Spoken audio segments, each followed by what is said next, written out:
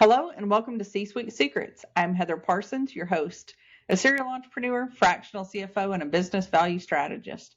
I've spent years juggling business and family life while helping entrepreneurs scale, optimize cash flow, and build real financial success. On our show, we bring you real conversations with founders, executives, and operators about what actually moves the needle in their business. No fluff, no filler, just smart strategy, systems that work, and insights that you can put to use in your business right away. With that, let's dive in. Today on C-Suite Secrets, I'm joined by John Humenik, founder of SpiritWorks AI. John, welcome to the show. Yeah, thanks, Heather. Thanks for having me. Glad you're here. I appreciate it. For folks who may not have heard of you just yet, even with your huge YouTube following, would you give us a little bit of a background on you and how you got started as an entrepreneur? Yeah. I have been a serial entrepreneur now for almost 30 years. I've started 7 businesses, 2 of which are nonprofits. Both are very successful and still running today. As you can tell, when you get to have a lot of entrepreneurial spirit, you get to learn a lot of good things, and a lot of things you're like, I wish I hadn't done those things. But a lot of the space that I've spent a lot of my time in has been technology, and most recently in artificial intelligence.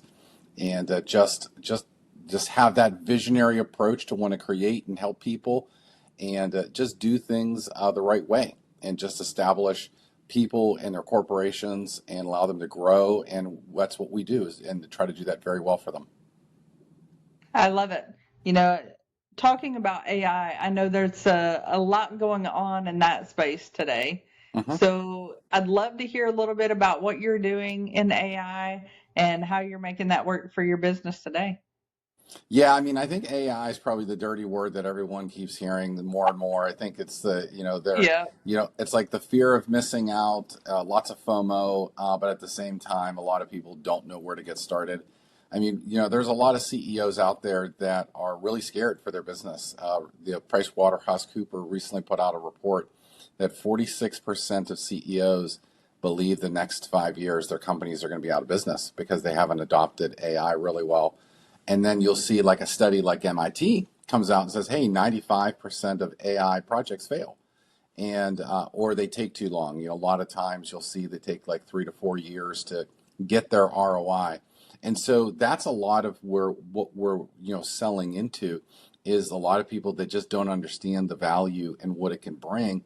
And then they start to understand is like, if they get it, then they don't have the team to make it work. So what we try to do is bring a kind of a voice of encouragement to people and say, like, look, this is just the next evolution or possibly revolution that's coming, but it isn't going to, really be the negative that a lot of people think, a lot of the fear that comes into it, but rather done correctly, it's a major enabler and will help your business and grow. And there is an element of adoption, and there's an element of trying to understand how to use it. But once you get past those first couple things, it's very successful. I kind of liken it to what occurred with Tesla. Whenever they brought their electric cars and people had like range anxiety, are they going to run out of electricity? Are they going to have access to charging stations? And there was so much kerfuffle around that. And then when you got the electric cars and you're like, oh, this is the greatest thing since sliced bread. And then people have kind of moved past that. I think it's just like anything that's new. They just got to get used to it, and then they can see how it works, and then they can get on with their business. I agree completely. In talking to entrepreneurs, I always go back. Some of us are seasoned a little bit more than others, right? So like I remember when like the .com boom and all these internet companies and AOL and all that stuff that was going on, I see the exact same behavior that was happening then, happening now. So, I believe that as we continue with AI, if we're solving real world business problems, if we're not just trying to use AI for the sake of AI, I think it's really helpful in business. I think there's a lot of use cases for it, a lot of things that can streamline processes, things like vibe coding that were never a thing 5 or 10 years ago, can really improve business. Or to your point a second ago, it can really slow things down because now you've invested all this money and you're not really getting a return on it. Yes. Yeah, there's a lot of companies out there I've been talking to recently that are spending 20, 30 million now a year, and what they're getting is just not what they need. And they end up trying to force things. I think the other thing is I think a lot of people believe AI is far more mature in certain areas than where it is. And knowing that difference is critical because you want to be very successful in your work, but you don't want to overpromise. And a lot of companies will just take the money and run. And then now you've got the client who has spent possibly even upwards of $100 million with a system that isn't worth $100 million. And so that's part of the challenge that they're faced with. Absolutely. And even on that $100 million scale, I would, as a CFO, I would want to see a $300 to $500 million Yes, return on investment and have that part of my business case that we're tracking regularly, that we're really diving into before I would make some of those decisions. I know some people have yep, more money to burn than the rest of us, and good for them. But for most entrepreneurs, I just don't think that's realistic. So agreed. diving into what you're going to get in return is going to be huge. We always want to sell to the outcome. It's so important to really be able to visualize what it will look like, even if you're not totally 100% sure, because that way everyone's on the same page and can work towards that same destination. And AI is just the next in a long line of technologies that help you do that. For sure. Another thing I'd love your thoughts on, I know you talk about not just AI, but AI as a service. Mm-hmm. So I'd love your thoughts on where you see that going and what that use case looks like. Yeah, it's a kind of a term we kind of coined recently. I thought it was really interesting because it gives people an understanding of like what it's really about. Because a lot of people, their view into AI is Copilot, Gemini, ChatGPT, maybe Yep. Claude. You may have folks that are in social media and they're using different things like Opus and other technologies. But what they don't realize is that AI in and of itself is a service. What it means is that it's a part of the ecosystem of underlying technologies that will continue to evolve. But since it is a service, it's replaceable. Like that's the key part. What we see is that you have, today maybe people are leveraging a lot of Copilot for, Microsoft meetings. Copilot is really good to do things like, being able to do transcripts, action items, read Microsoft Outlook, go through and understand what people are working on and give you kind of like real-time summaries.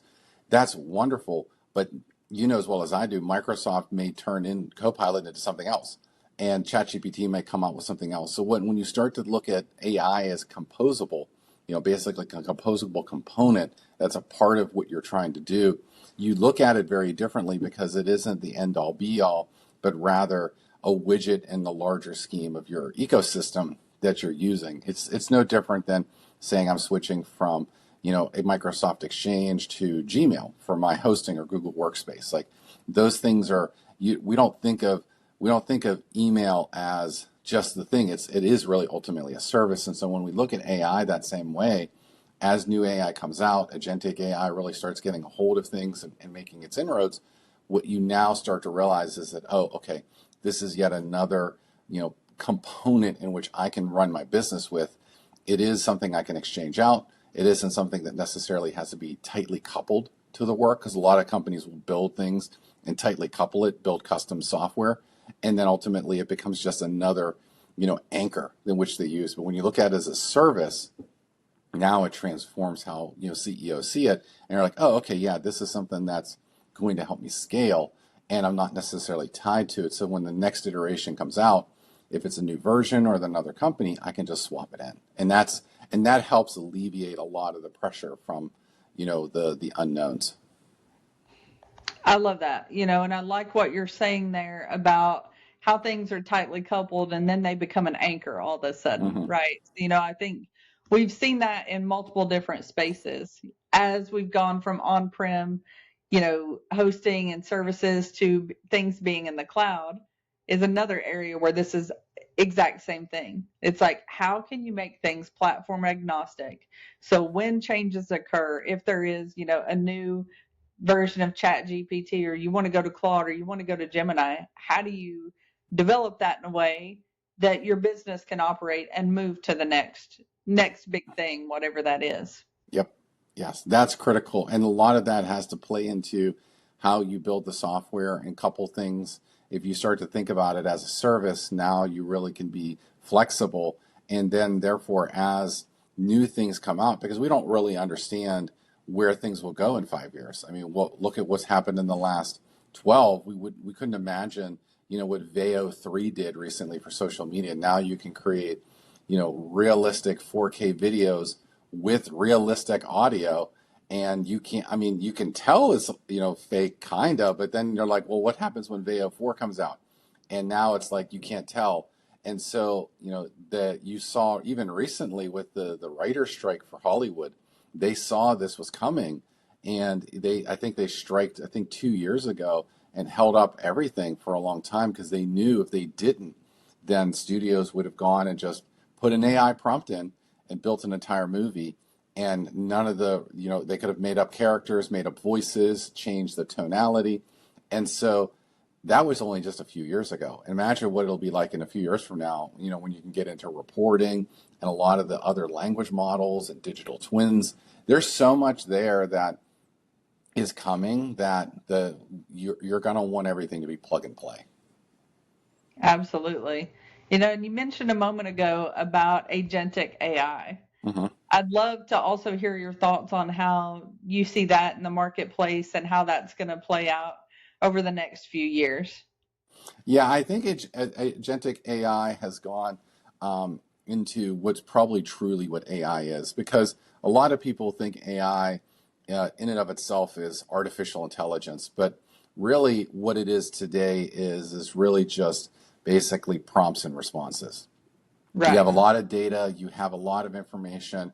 Sure, you can probably make some educated decisions, but ultimately there's no intelligence behind it. Rather, it's just a glorified knowledge base, like a modern day knowledge base. I think where agentic AI really transforms that is it becomes more human like. What now is that what you're doing is it's like it mimics an interaction with a very highly talented employee who can walk you through what you want, how you want it. It challenges some assumptions, and then ultimately it produces exactly what you want because it has walked you through, a series of questions or thoughtful responses to get you to a destination. You're starting to see that now more with like ChatGPT. Like if you're starting to use the most current version, it's going to continue asking you questions as it refines it because it knows these are all the other things it can do. Here's how you can apply things. And a perfect example is like looking at marketing collateral. If you wanted to create a one-page flyer, it's going to walk you through your fonts, your logos, your even the page sizes. What's the tone? Who's your target audience? Why are you trying to get them to that place? And what visuals you want. It really does put you into a place of more creativity, but it does require a little bit of work. But now the result, generally when it comes out, is spot on the first time. Whereas today you have to play with it over and over again. Yeah, I think that's a good point. And as you were talking through that, I was also thinking about today, a lot of that stuff is in the basic version, right? Mm-hmm. You may have to pay for it a little bit, but the thing that I think about, and if I go back to what the .com era looked like as well, a lot of things were free up front. Yep. And then it went behind a paywall, right? So like Mm-hmm. all of these things from a marketing collateral perspective, that things that we use in business, I would not be surprised if 4 or 5 years from now, those are in an enterprise version of some of this software to get that Yep. much easier, correct first time, all of that. And then businesses who are tightly tied to it are either going to have to pony up a lot more money or they're going to have to change their process yet again. And I'd love to hear your thoughts on that and where you see that going as well. Yeah, there's no question that what they're going to do is they're going to continue to evolve over time. The big thing today that challenges AI companies is ultimately electricity. So, what you have is you've got a lot of the companies that if you own a data center, you're the one making money hand over fist. If you think about like how things are structured from a supply chain perspective, because that then leads to what you're talking about. These data centers require power, they require cooling, and they require high-speed internet. And then as that evolves, what happens is that the compute costs continue to go through the roof because they actually have hardware. Like when we Right. go and provision servers, we don't own that. We don't manage it. That's someone else's responsibility, whether it's Microsoft or AWS or Google or IBM. But now what happens is those companies become the linchpin to grow because now as chipsets continue to evolve, you're going to want the latest and greatest. You want more NVIDIA chips and so on and so forth. So what happens now is you're running all this infrastructure just to do standard prompting. And now what they're going to have to do from a business model, especially like OpenAI, they're going to have to make some really hard decisions of like, how can we start to slice the work in our compute in order to make the most money?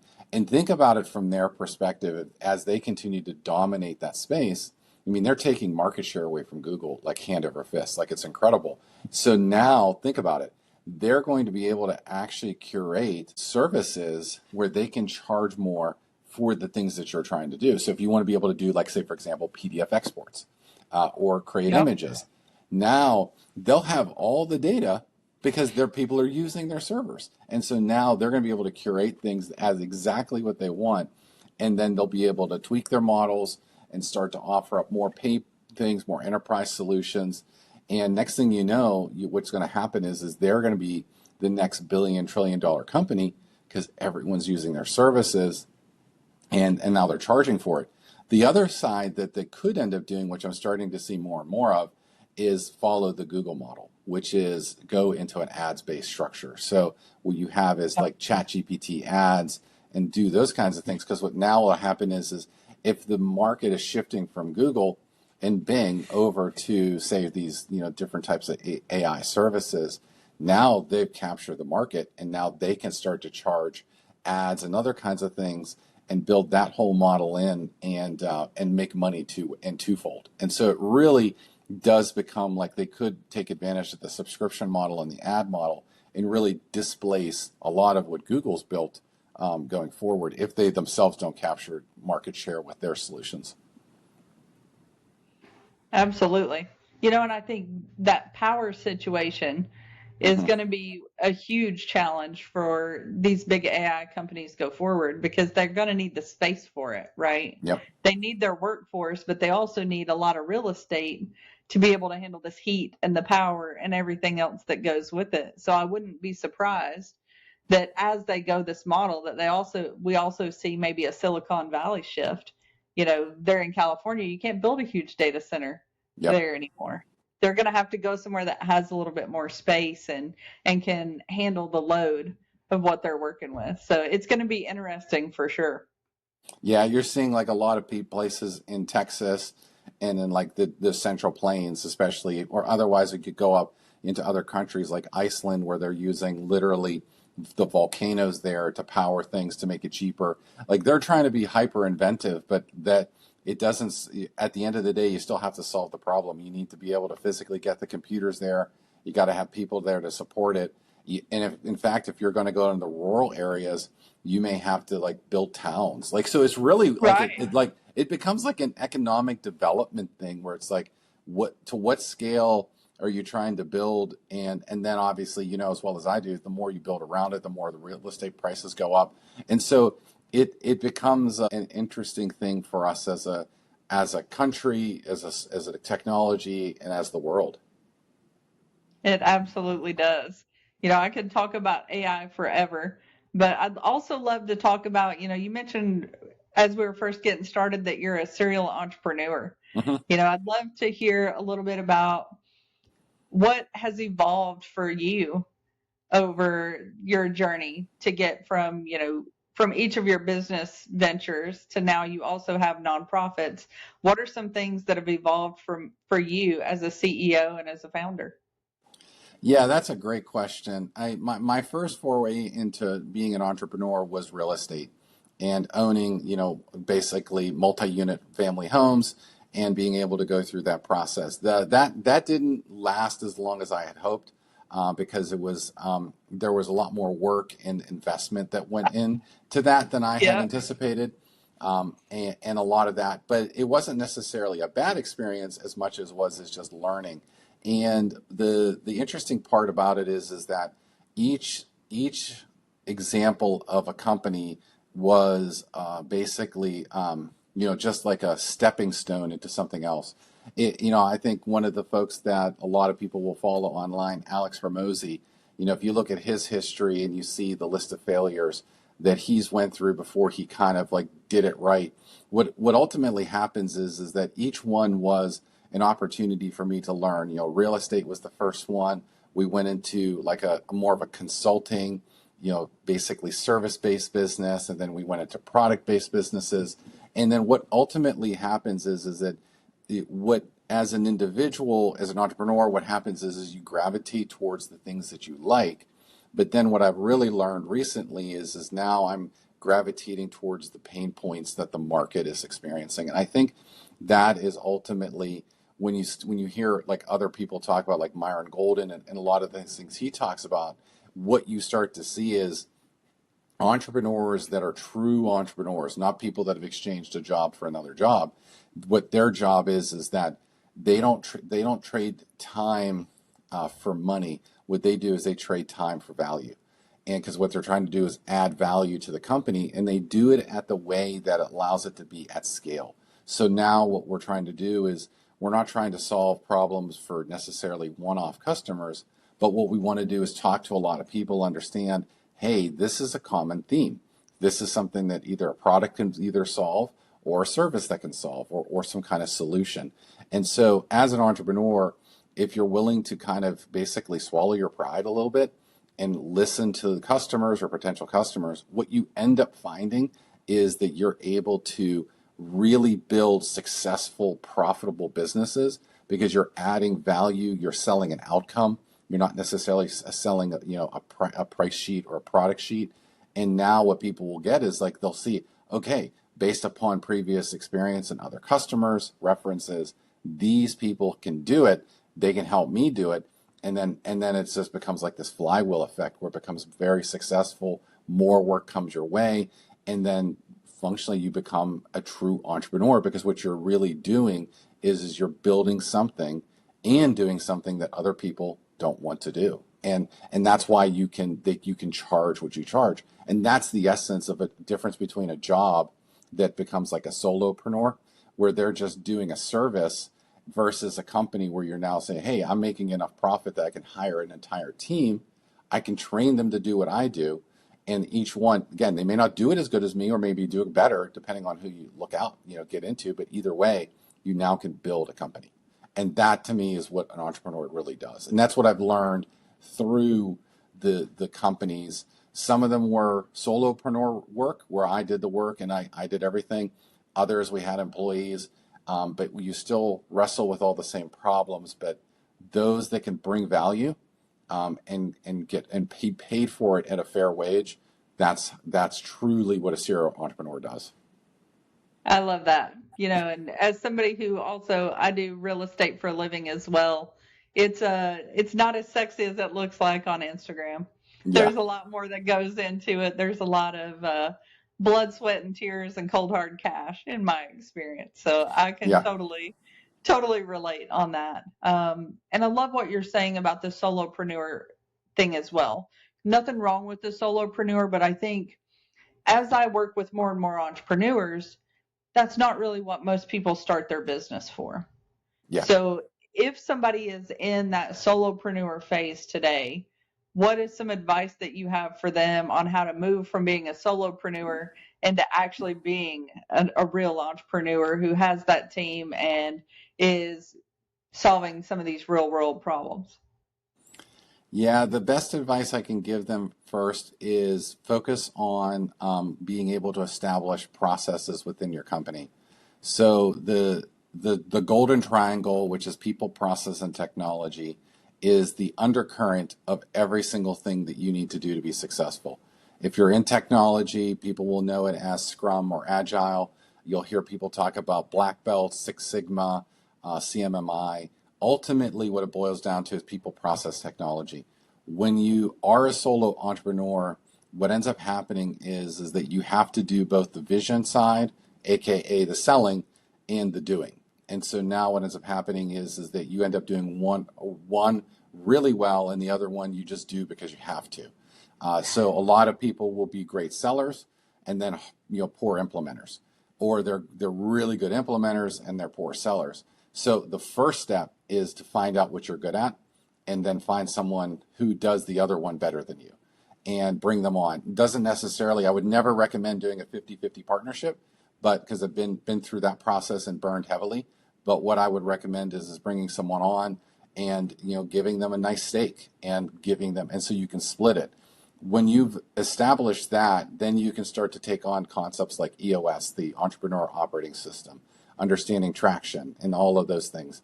When you start to do that, now you'll have frameworks that you can take as a solopreneur, bring on a person, and then start to scale. And then what you start to do is ultimately, the truth of the matter is in order to really grow out of that space, you really do have to have a vision that inspires. Like you can't, the thing that I think that we learned at SpiritWorks is you can be very good at something, but if you can't explain it to the point where they'll move out of their current complacency or comfort zone, you're really never going to become a business that thrives.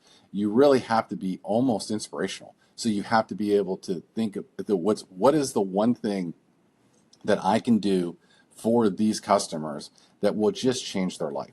Like that's the way you have to think. And then that's the vision side. And then you got to go do it. And so when you start to think like that, even if it is something that's not going to necessarily be, you're not going to charge like $1 million per project, but even if it is $10, or you're doing something cool for a neighborhood, whether it's a lemonade stand. I mean, it's amazing what a powerful vision can accomplish, and a powerful integrator. In EOS, that's the two, the vision and integrator. And then from there, really, at that point, it's all about profit and scalability, and then putting systems in place. Don't be afraid to put a system in place to do repetitive tasks. I mean, obviously, that's how AI came into being. And so those to me, that advice will probably keep an entrepreneur busy for 6 months, but it would set them on the path to huge success. And ultimately, listen to their customers, because as you do, you'll hit into those great niches where there's a lot of value, and next thing you know, you've got 5 to 10 people working for you, and you're off and running. That is fantastic advice. I love it, especially around the systems and processes and being around the right people, bringing somebody in so that you are not the only one doing everything. I couldn't agree more. I'm also not a 50-50 partnership gal. Um, we've all had a few of those stories, but I think having the right people in the right seat on the bus really can change the trajectory of a business. It is. And that is also really important. It can also do the exact opposite. Like I've been in those boats where partners come in, they have very different visions. Even recently, we've had to move forward with people that didn't share the same vision over a period of time. Situations change, circumstances change. One of the things that the way I've always explained it to people who want to start this journey is, and unless you've done it, you better pretty much bet that you've got 3 to 5 years ahead of you before you're really truly established. You can get there faster with investment, obviously your own money, and so on and so forth, bank loans and such. But if you want to build like a strong lifestyle business or something like that, you're going to have to take your time. The other side too is, and I'm sure you're aware of this, is that there's legitimately 4,000 to 5,000 things you have to do to get a business going. Like that's the other thing Right. people forget. Like if you just go into just finances and saying, what's it all to take to put the bookkeeping in place and payroll and all of those, IRS forms and doing it. I mean, there's 500 things there that you'll have to do. And so what I always tell people is that divide and conquer it. Find good people that have done that very well, that can prove themselves to you, that are willing to endure the ups and downs, missed payrolls, pass the money test type of thing. And what you'll find is that's how you can build a company that lasts, and you'll filter out everyone in the interim. And as long as you're that strong North Star, keep chugging and know that, hey, in 3 years, we're going to be dramatically better. In 5 years, we're going to be ready and rock and rolling. you'll be able to create a system. The thing that is, I think, that's most encouraging to people is I have done a lot of businesses in a lot of different segments, and I will tell you legitimately, when you build one successful company, you know 90% of how to do in any industry, because the 10% is the only thing that's different from, full-blown manufacturer construction company to just a pure marketing agency. It's all the same except for the little pieces. And so when you've done it really well, you can start to become a serial entrepreneur. And the best part is you can leverage the current team to help you accelerate the next one. And then what happens is it starts to go faster and faster. And that's what Meta did. That's what Alphabet did. That's what Microsoft did. Because you don't need to hire finance people. You don't need to hire HR people. You already have them. Let them help you in the next journey. And what you'll start to see is you can become very successful very quickly. So that second and third business doesn't take, 5 years. It takes 1 to 2. And next thing you know, you've got income streams, probably in the 6 to 7 figures. And now you can do anything you want for the rest of your life, much less continue to grow. Absolutely. I think that is so smart what you're talking about, especially leveraging the knowledge, leveraging the people on your team and the folks around you. That's why we focus a lot right now on buying more businesses, because once you have those skills, Yep. it's that 10%, what I call the secret sauce, is the only thing that's really different. You need the same people collecting, receivables. You need the same people doing payroll. Your salespeople will be different, and your secret sauce in the business will be different. But what it takes to actually run a business is the same for every single one. Yep. You have, leads, you have clients, you have, AP, AR, all that stuff is all the same. So Yep. that's actually one of the things is I'm qualifying clients to work with us. If they think that their business is so unique that they can't take advice in one of those spaces, it's a bit of a red flag, Yep. because they're all very similar. And there's some great best practices. You mentioned EOS, which I'm a big fan of. It's a lot for smaller businesses, but I think the principles apply. Even if you don't go the full implementation and the full system, I think all the principles are still very much the same. And there's some lighter versions out there as well, if you're not ready for that yet. Yep. Absolutely. One of the other questions that I have for you, as we move towards a much more digital community and people being online a lot, how have you seen social media change how you interact with clients and build trust to win new business or get your name out there? Yeah, and even that question, I would probably have answered it differently. Like even in every 6 months, it keeps changing. So I think it ultimately depends on the business that you're in. So what I see, the major trends that are continually happening are ones that are focused on the ones in social media around TikTok and product selling. You've got Instagram and like brand ambassadors. You do have companies trying to promote themselves online through social media. And then obviously the next big one now is really, I think the resurgence is LinkedIn.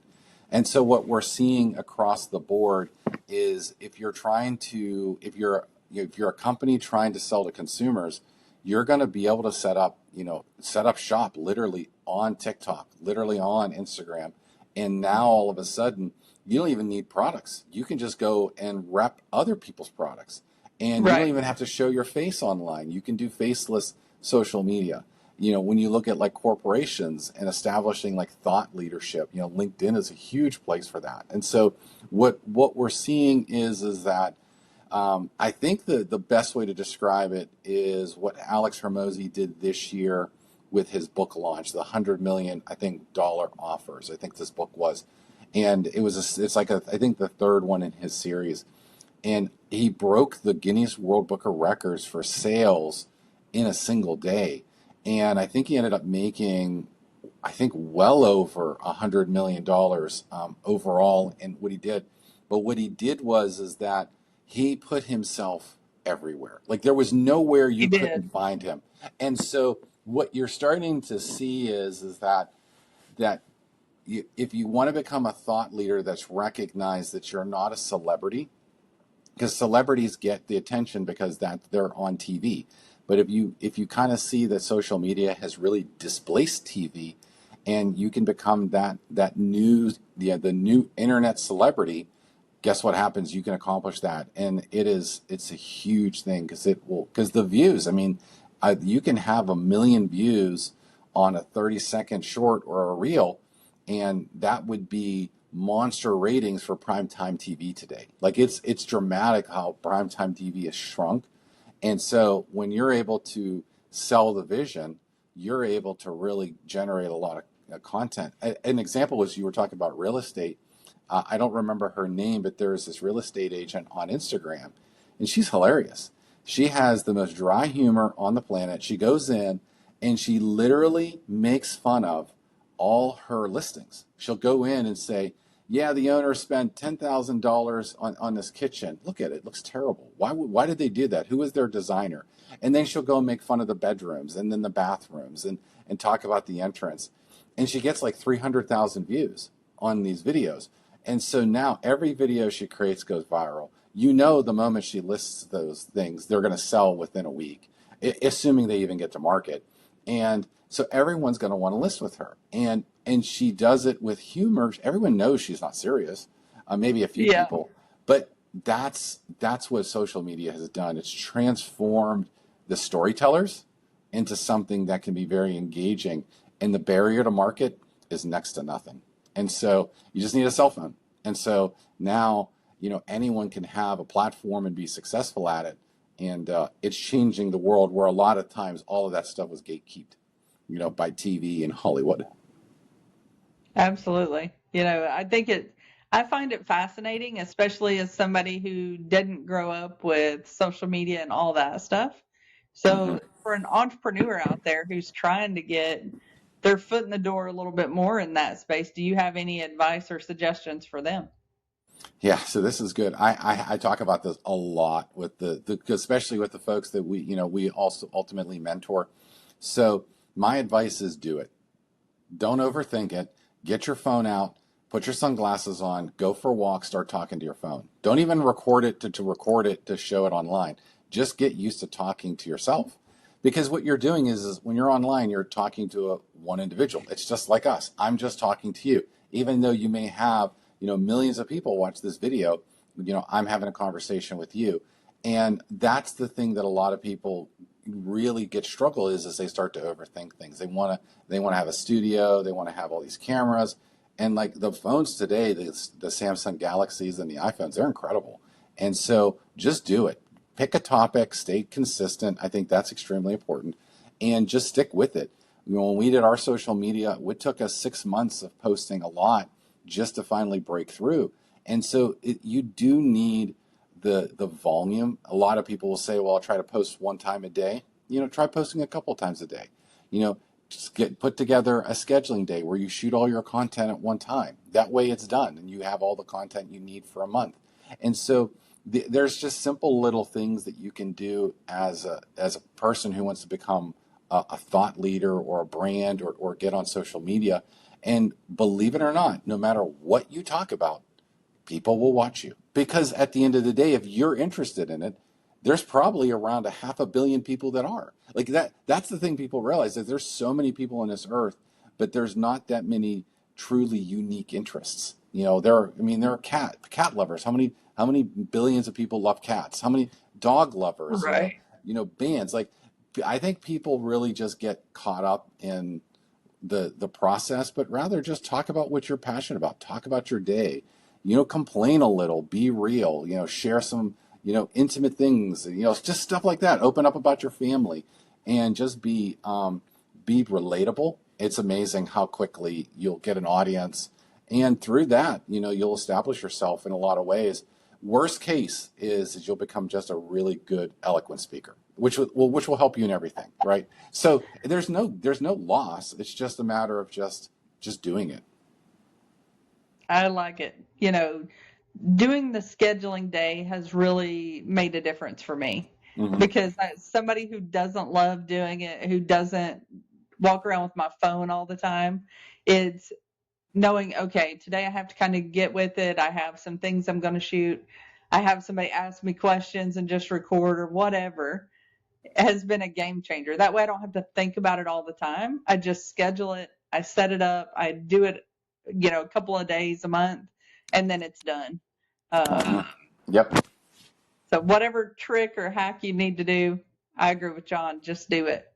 Yeah, you don't overthink it. I laugh. If you go back and look at my social media 2, 3 years ago, it is hilarious. I'm robotic. I can't do anything. I'm trying to, hold a piece of paper right under the camera, and then you don't remember anything. And then what happens is like a month from now, you start doing it. You don't need scripts. You don't need anything. You're more authentic, and then you realize, oh, I should have inflection. I should have tonality. I should show some emotion.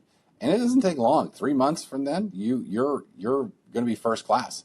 And it just, all it is just practice. It's no different than someone learning to play football or basketball. And you just put the reps in. And the more reps, the better you get. Don't overthink it. Like, just keep doing it. It is amazing how I get so many compliments now just by me having conversations with people. Like, even just today, I spoke with someone who I had never talked before with. We were just talking about an open opportunity at SpiritWorks. And he's like, man, you are so eloquent. You sell the vision so clearly. I didn't even show emotion. It's just kind of like this. And he was just all bought in. And that all came from, the literally 5,000 videos I created online. And it's you can't replicate practice. Like, that's, if any elite athlete will tell you that the reason that they're in their sport, whether it's the NFL or Major League Baseball, it ultimately is because they just outworked everyone. Talent is not truly the final thing. It's the one who works the hardest. Talent can get you to the NFL, but it does not keep you there. And so that's the thing. And social media is no different. Being an entrepreneur is no different. It's about, if you can just do things as often as you can, you'll find failure. Failure is just another way of not doing it correctly. It's not the end all be all. It's just pick up yourself and keep moving forward. And the faster you do it, the faster you'll get better at it. I love it. I really do. And I was on a call yesterday and they were talking very similarly. I couldn't agree more. Grit and hard Mm-hmm. work and just tenacity, staying with it, just keep doing it is a huge deal, whether it's business or whatever. Yep. But I heard somebody say something yesterday that really resonated. She said, it's this rule of thirds. So, a third of the things that you do in a third of your time is going to be great. You're going to love it. A Mm-hmm. third's going to be okay, and a third's going to suck. So each week, no matter what you're doing, it's not going to be permanent. So similar with doing videos or being an entrepreneur or whatever you're after. So it's been great. Yep. So one other question that I have, I know you and I talked about this a little bit whenever we first met. You are somebody who's also pretty vocal about their faith in Mm-hmm. business.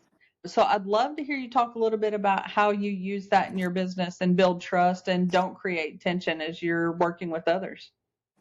Yeah, I think the thing that, as a lot of Christians will tell you, is a lot of people are afraid to share their faith because of either some form of, like, maybe condemnation or rejection. And what ends up happening is that most of that comes from something that may have happened in their past, just maybe some insecurity, maybe a lack of confidence and things like that. But when I go about it is that ultimately, the essence of my faith through Christians, being a Christ follower, it's all about servant first. We're all about loving people, taking care of them. And when you really understand what that means, is love is, in the Bible, by definition, the highest form is agape love. And it's all about putting them and their interests so far in front of yours that they just feel like, wow, this is not what I thought this person was meant to be. And so when you start to carry those morals forward, what ends up happening is that it bleeds into everything. It bleeds into the emotion. People become relatable. People that struggle will share their problems with you. People that are weak in their faith, they come out of hiding. And so, do you get into a situation where you get people that are, get in your face? Of course, that happens from time to time. I get people saying, well, I'll have people who I've started just networking calls, They're like, hey, I see your social media. I see you're preaching the gospel. You're not going to convert me to be a Christian. Like they literally start the conversation off. I'm like, okay, I'm not here to talk about that, but that's fine. And so I just keep talking to them. And so what ends up happening is that they become very good friends because they realize they're like, I'm not here to sell them on anything because there is no, I don't have to sell it. My life is a living example of that. And so what people start to see is that authentic, like this guy really cares about me. He really cares about what I want in life. And then they start to realize is that ultimately a part of the things I'm called to do is to help people become very successful. I want my penthouse to be their foundation. Like that's the way I look at it. And when people start to see like John truly wants me to be successful either in my walk or in my business or anywhere I'm going, that transforms everything. And so then it becomes really, really powerful because what ends up happening is you'll see Christians get a bad rap because they preach doom and gloom. You'll see like the street preacher talking about, oh, you're going to hell. And to be fair, they're not necessarily wrong, but at the same time, it's the message and the delivery. It's not done with a heart of love. And a lot of my, Christian mentors, they talk about this term, the new day person or the new day prophetic voice. And when you start to understand what that means is that it really basically boils down to this statement is the king in me sees the king in you. And king being a gender neutral term. And so Right. it's like the royal in me sees the royal in you. And then you start to understand, and when people start to walk that out, they're like, oh, wait, I'm called to be greater. This person can help me do that. And they start to see the skill set, the anointing, what I'm good at, how to draw that out. Then all of a sudden it changes everything because that's what it's all about. And that's what's been lost through, I think, time is people get lost in all of the tradition and other things and they miss the community. Because you were talking about that earlier. Like social media has kind of driven us into this place of, isolation and separation, but we're meant to be social people. Even the introverts are meant to be social for the time that they need to be social. So I think that when that becomes real, people see that, now it changes everything because that's ultimately what it's all about. And when you don't inflect emotion into it, but rather bring, the sense of, there's a sense of urgency and excitement and hope, man, it changes everything. It really does. I love it. No, I think that's great. And as we're talking about AI and social media and business and all these things, one thing that I keep coming back to as we're talking and as I talk with others, it's just being authentic. Mm-hmm. That doesn't mean that you have to force feed your thoughts and ideas to others because I don't think anybody's ever been converted to Christianity or anything else that way. It's just living the word, living your life in a way that's reflecting what you're saying and being that Yep. authentic person is huge. And I love what you're sharing and I like what y'all are working on. I think it's great. And I'm glad to have you on our show today. Yeah, thank you. Yeah, I think the one best thing that I heard recently, I saw someone the other day who hadn't seen me in person in a few years and had been following me online, and I knew him well for a while, and so he came up to me the other day and he goes, I don't know if you are completely crazy or you are just anointed on a scale that I've never seen, but he basically said I spurred him to this like holy jealousy of like how he knew me the way I was, and then he sees me today in that massive transformation and that acceleration and how quickly it occurred. That's you're living it out, and you can't. There's no denying it. Like when you see that happen, I had major back problems a few years ago. That got miraculously healed. I have medical scans to prove it. Like there ultimately gets to a point where the evidence becomes so real that it's irrefutable, and now it's all about just the scale in which you're trying to walk out, and it just really blows people away. It really does. When the testimony kind of unravels, it's amazing. Like people are just like, yeah, I see what you're saying. I've lived that problem, and now I see how to get out of it because you did too. So like there's just all those things, and it's ultimately about encouragement. It really is giving them hope, giving them comfort in their situation, and pushing them a little to say, yeah, you can do it too. That's great. Well, I love it. John, this has been a wonderful conversation. I have one last question Hmm. to wrap us up. So I'd love to know, what is one secret that you wish you would have known starting out as an entrepreneur? Oh, so the one that I think that sets all entrepreneurs apart is the specific. Let me give you two. I think it'll be worth it. Let me give you a specific one and a general one. So one of the biggest things as an entrepreneur is you truly, truly need to understand your customers, who you're trying to sell. And you really have to understand who they are in the sense of like niches are where the riches is. Like that saying is very famous. It's really true. You really do need to understand their problems and build products and solutions that solve those problems. There's just no question about it. You can't be everything to everyone because you'll ultimately be nothing to no one. And that's really a true statement. And that's something I wish I would have learned. The process to get to that point is somewhat not necessarily easy, but it's a known way to do it. Like there's a way to do it. The second one, which is kind of leads into that, is just having the relentlessness part of it. There is a bit of what I would call I think Elon Musk said it, is like put together a 10-year plan and then try to do it in 6 months. And so, and there's a lot of truth to that. And I think that when you take both of those two together and you're willing to just go and do it and almost be unashamed, what you'll find is you'll find those niches faster than others and you'll be very successful. And that becomes a very repeatable process. And that's what I would have, had I known that even 2 years ago, to the extent that I know it today, is game changing. But I can tell you now that we're positioned that way, it makes us look into the future with expectancy and a lot of clarity too. To be fair, like there's just like we see the path, we know how to walk it out, and it's just there's no more questions. It's just work, and so that ultimately helps. That's how you go from when you're starting something and you're not sure. You just work it so fast and so relentlessly, fail quickly, talk to as many people as you possibly can. You will get clarity faster than you think, and you'll realize that clarity has a ton of opportunity. Absolutely. I love it. That's some great advice. And I think you also mentioned a couple of times as we were talking about, just launch, just do what needs to be done. And I think that is fabulous advice for anybody listening, regardless of where they're at in their business. Whatever you have been putting off, put it on your calendar, do it today, just get on with it. So I love it. John, this has been a great conversation.